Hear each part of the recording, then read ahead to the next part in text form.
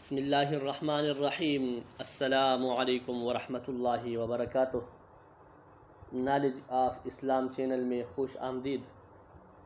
محترم و مکرم مرد حضرات و خواتین، امید ہے کہ آپ لوگ خیریت سے ہوں گے۔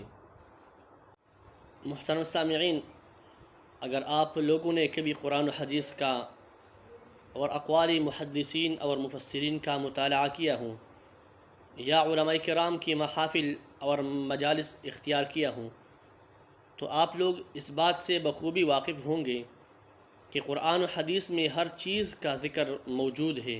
آج ہم اس بات کو ذکر کرنا چاہتے ہیں جس طرح شریعت محمدی صلی اللہ علیہ وسلم میں یہ بات مذکور ہے کہ جب نبی کریم صلی اللہ علیہ وسلم کی امتی مسلمانوں کی قبور سے گزرے تو یہ دعا پڑھے: السلام علیکم اہل الدیار من المؤمنین والمسلمین وإنا ان شاء اللہ للاحقون اسأل اللہ لنا ولکم العافیۃ۔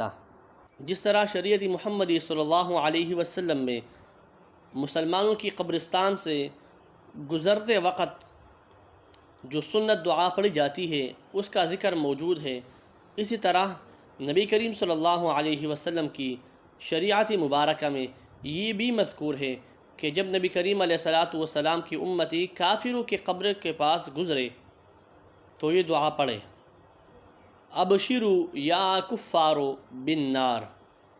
اس حدیث مبارکہ کو امام ہیثمی رحمۃ اللہ علیہ نے اپنی کتاب مجمع الزوائد میں ذکر کیا ہے۔ اسی طرح متعدد محدثین کرام نے نبی کریم صلی اللہ علیہ وسلم کی اس ارشاد مبارکہ کو اپنی اپنی کتب میں ذکر کیا ہے۔